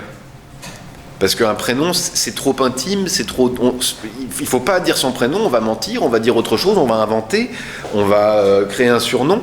Parce que si je possède votre prénom, je pourrais faire de la magie avec. Il y a toute cette pensée selon laquelle l'intimité permet d'agir sur l'intimité. Et par conséquent, il ne faut pas la livrer, il ne faut pas la donner, il faut mentir. J'associe les deux parce que souvent, dans une expérience d'anthropologue, que je souhaite un jour vous aurez, ou que vous avez peut-être déjà eu, on vous ment pour vous dire ce que vous avez envie d'entendre. Et ça, c'est d'une banalité crasse. Ça, c'est une banalité crasse. Un jour, j'avais fait un coup un peu vilain à des jeunes étudiantes qui étaient venues me voir pendant que je faisais mon terrain à moi sur les Roms à Montreuil. Elles étaient venues me voir pour réaliser un terrain à elles, mais en me demandant de les aider, de les guider, de leur fournir des pistes, etc. Bon. Et je leur avais dit, bah d'accord, pourquoi pas, si vous voulez. Mais en fait, ce qu'on va faire, c'est que je vous dis rien. Vous allez faire votre terrain. Je vous dis rien, personne, rien. Même pas qui allez voir. Bon. Et vous viendrez me voir à la fin et vous me raconterez ce qu'ils vous ont dit et on fera un débrief. Et alors, bon, d'abord, le parcours organisé, j'aurais pu le dire à l'avance, tellement dans ce groupe-là, il était évident que telle et telle et telle personne allait prendre en charge le récit. Il lui avait raconté que des conneries. Mais n'importe quoi, les prénoms étaient faux, les lieux d'origine étaient faux, la vie était fausse, la religion était... Tout était bobard. C'était que des bobards. Mais c'était exactement ce qu'elle voulait entendre. On avait un groupe un peu fou, Rome, alors que ce n'était pas le cas, pas du tout religieux, qui chantaient des chansons à la Kusturica, qui étaient très pauvres, qui étaient des nomades, ils avaient voyagé toute leur vie. Alors c'était un petit groupe de paysans d'un coin de Roumanie, relativement prospères, dont les plus prospères avaient pu venir en France. Donc bobard après bobard, mais en fait pour comprendre le bobard, il suffisait que je regarde ces trois jeunes femmes romantiques intelligentes qui seront sûrement brillantes plus tard après cette expérience formatrice, mais qui étaient venues en pensant débarquer dans Chanoir-Chablan à Montreuil, ce qui était pratique, c'était pas loin. Et donc on leur avait raconté ça, mais c'était très très beau. Bon, le problème c'est qu'une bonne moitié des gens qui travaillaient dans ce centre croyaient la même chose. C'est-à-dire que c'était un bobard qui avait déjà servi. Hein, et on le réutilisait comme ça de manière systématique. Bon. Vous avez déjà dû vous faire l'expérience de la façon dont on peut raconter une histoire parce qu'elle va bien, c'est facile, et en famille par exemple, qu'est-ce que tu fais ? Voilà. Et vous racontez ce que l'autre a envie d'entendre, c'est vraiment un élément du sens commun.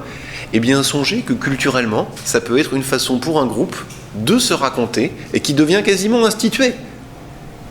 Et qui, par exemple, va faire croire à l'institution qui les prend en charge, pardonnez-moi, cette théorie-là. Bon.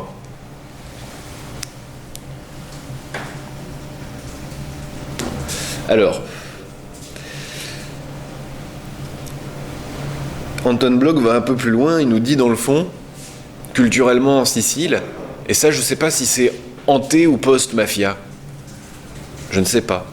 À mon avis, mais c'est vraiment une très très faible hypothèse, c'est quelque chose qui précède, parce que, honnêtement, c'est ce genre de schéma qu'on retrouve dans beaucoup de milieux paysans, thèse 2. Hein. Bon. On pense que voilà, il faut se protéger de ses amis, en premier lieu.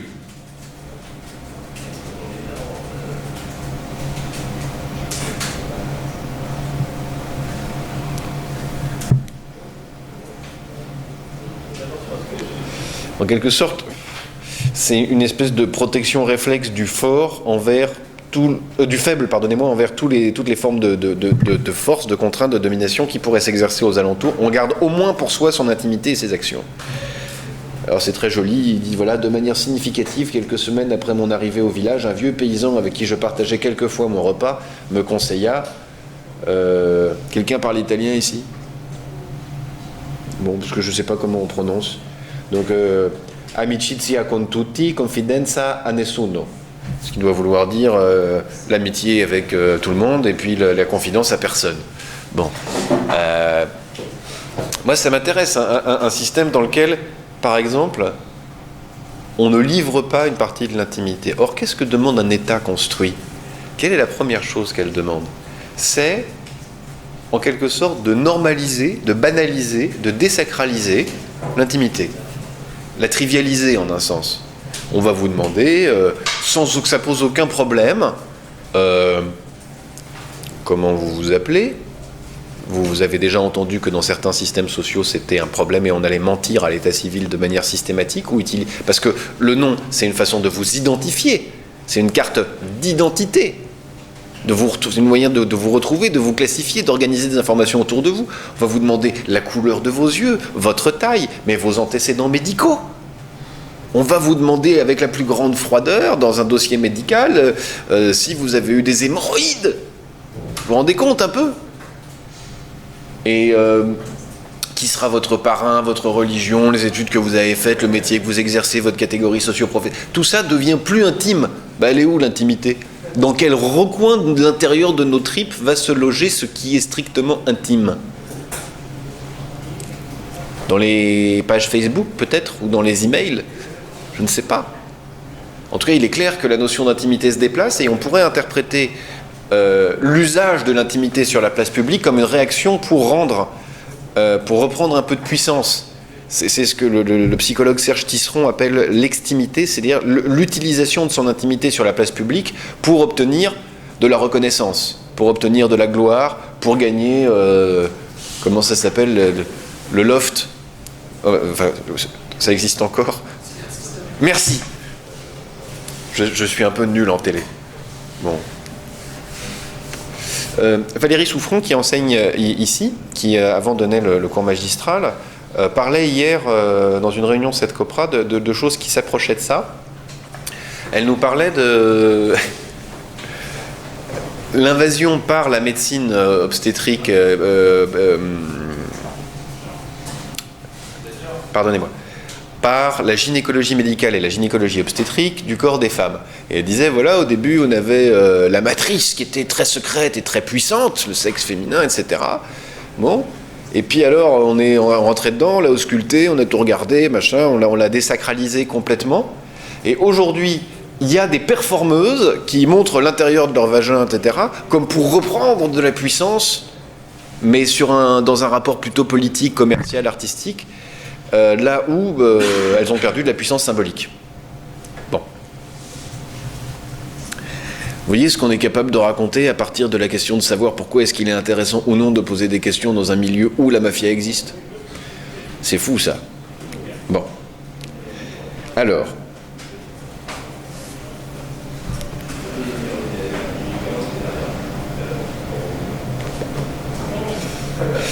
Le 7e point, c'est quand vous posez des questions sous forme d'interview, vous pouvez récolter des informations hors contexte.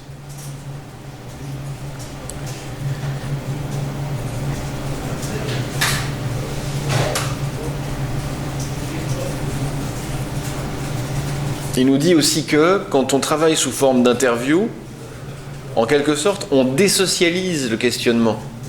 Par exemple, et c'est marrant, je viens de vous en parler, ça tombe là, en Sicile, dans la région investiguée, à Contessa Antilina, je ne sais pas, peut-être c'est pareil ailleurs en Sicile, c'était pareil en France jusque dans les années 70, on en a des bonnes traces dans un article de Françoise Héritier dans l'identité de Claude Lévi-Strauss, dans le séminaire Identité organisé par Claude Lévi-Strauss. Les gens étaient la plupart du temps nommés par un prénom et ou par un surnom. Les gens étaient donc surnommés ou nommés. Ou pour le dire autrement, nommés familièrement, nommés de manière officielle, ou les deux. Sachant qu'on peut s'autoriser à faire l'un ou à l'autre. L'utilisation de tel ou tel terme pour nommer quelqu'un pouvait être une insulte. Or, une insulte à Contessa Antilina, ça peut vous valoir de vous faire rosser par le... Bon. D'ailleurs, à ce propos, il y a une anecdote assez rigolote. Suite à une publication, pas à cause, mais suite à une publication d'Anton Bloch, il y a une vraie purge de la mafia dans la région, et la plupart des mafieux sont mis en prison, et ceux qui ne sont pas en prison se font très discrets. Et alors, il dit, mais il y a quand même des pratiques qui demeurent. Par exemple,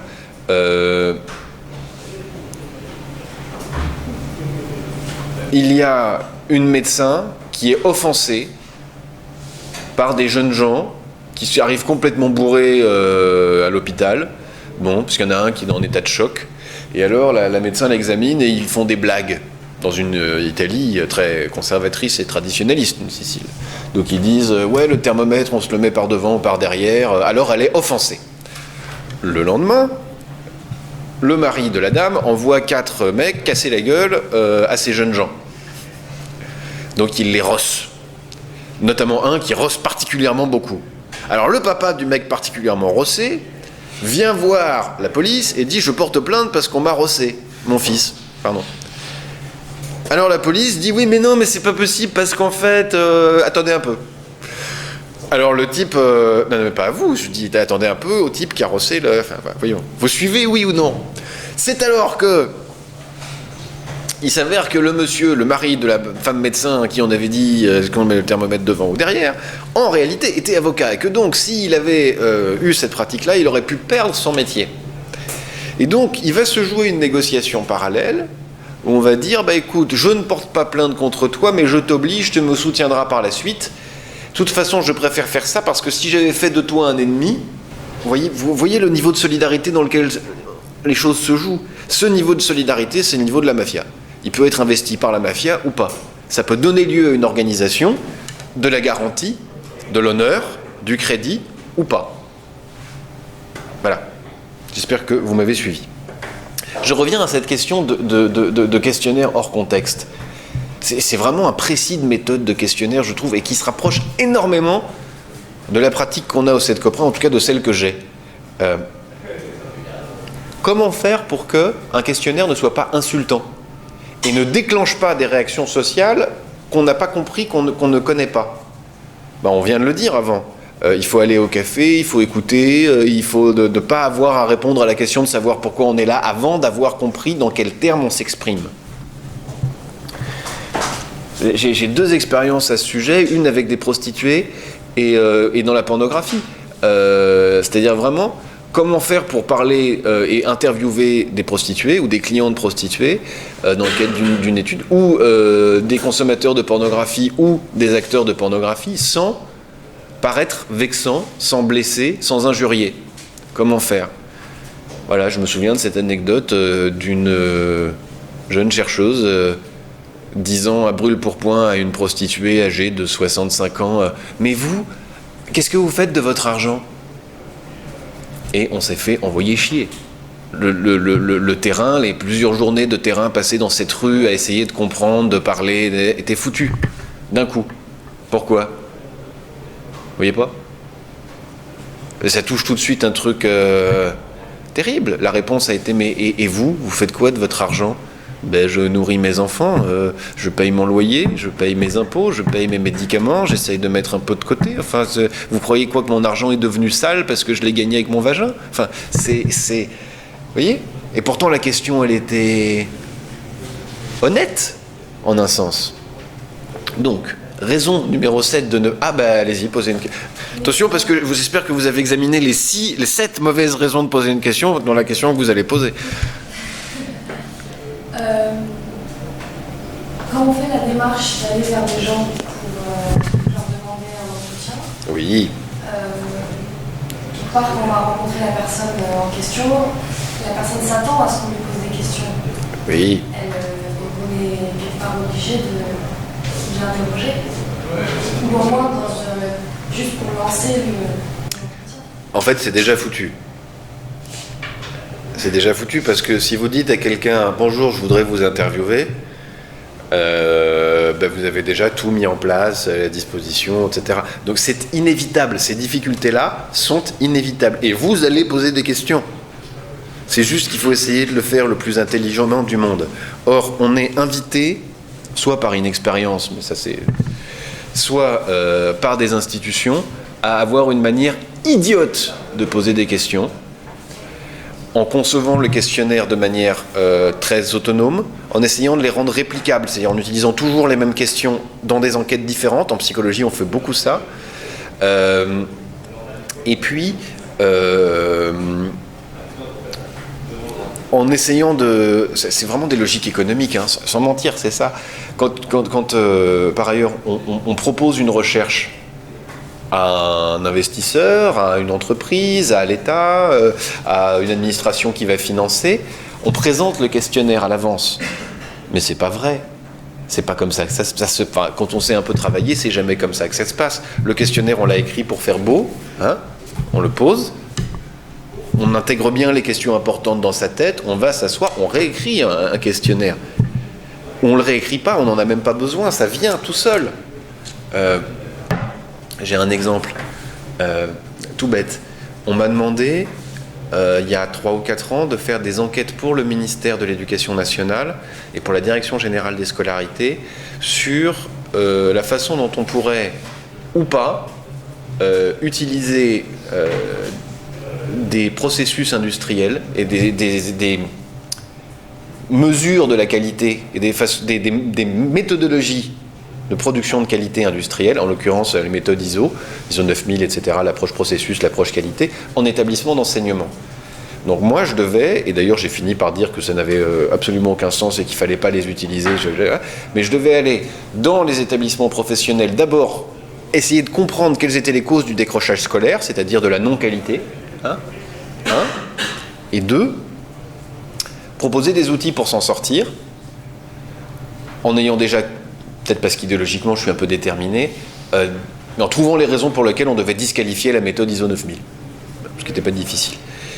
Et alors, débarquer devant, mais qui que ce soit, alors un élève c'est pire parce que vous leur dites ISO 9000, ils vous demandent si c'est un manga, mais devant un prof, un conseiller d'orientation, une assistante sociale qui vient de traiter le cas d'un viol de gamine qui vivait dans une... Voilà, les lycées pro en banlieue parisienne, le quotidien d'une assistante sociale là-bas, c'est assez intéressant. Ou même du proviseur, vous dites le mot processus, vous dites le mot ISO 9000, d'abord, on vous ferme les portes, s'il y en a un qui vous les ouvre, il y a le syndicat qui vous attend quand vous arrivez, et vous vous faites décapiter, et on vous trouve que c'est nul ce que vous faites déjà. C'est-à-dire que vos questions sont nulles. Enfin, vous voyez, c'est trop violent. Parce que ça consiste à dire, vous faites de la non-qualité, on va faire de la qualité, et le savoir-faire, il n'est pas chez vous, il est chez moi. Et on va déplacer les compétences de l'organisation de votre travail. Ne serait-ce que dans le bonjour, je voudrais vous interviewer sur les rapports entre établissement d'enseignement et processus qualité, approche qualité. Vous voyez ? Et même la personne qui vous finance est importante pour les réponses aux questions que vous allez poser. Donc il faut complètement changer de pied, hein, et dire, ben voilà, je travaille sur les causes du décrochage scolaire, d'abord. Et puis, il faut que je sois honnête, on me demande de vérifier si on peut faire ça. Donc là, vous avez l'occasion de bloquer ça. C'est passé. Parce que, par exemple, une des premières conditions pour travailler sur la méthode ISO 9000, enfin pas la méthode, la grille d'évaluation ISO 9000, et ISO 9001, etc., et les autres, et l'approche qualité, l'approche processus, c'est de considérer l'élève comme un client. Les parents comme des clients, l'éducation nationale comme des clients, et un process qui va servir. C'est pas mal, c'est pas moralement mal, c'est absolument totalement inadapté à toutes les théories culturelles qui sont déployées là. Il y a ce contexte social, humain, émotif qui est là. Voilà. Bien. Alors.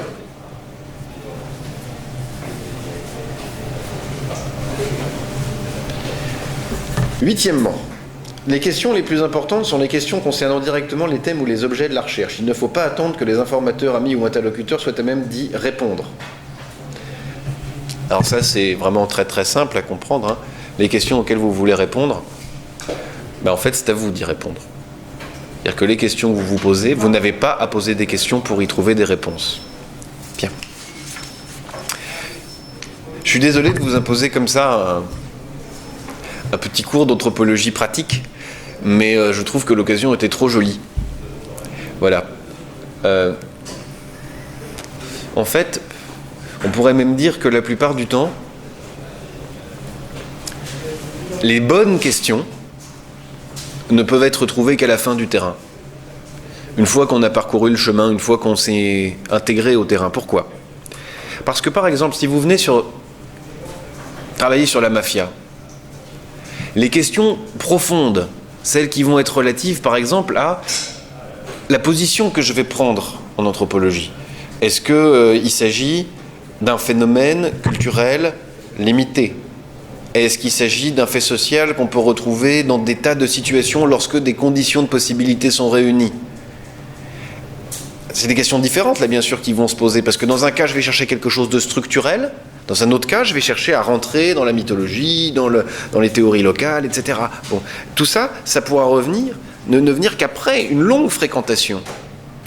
D'ailleurs, j'ai fait un lapsus révélateur, ça ne pourra revenir. Bon. On va accélérer. Neuvièmement, il se peut que les indigènes ne comprennent pas ce que vous voulez dire ou qu'ils fassent semblant de ne pas comprendre ce que vous cherchez. Et dixièmement, les questions peuvent les offenser parce que vous ne connaissez pas encore les formalités d'usage et poser la mauvaise question. Donc ensuite, voilà. En d'autres termes, on peut évidemment utiliser une mésentente, une mécompréhension, une vexation. Il faut toujours tenir compte du fait qu'avant d'être entré dans un système social, la question a cette puissance-là. Ouais, c'est fini. C'est fini. Hein ?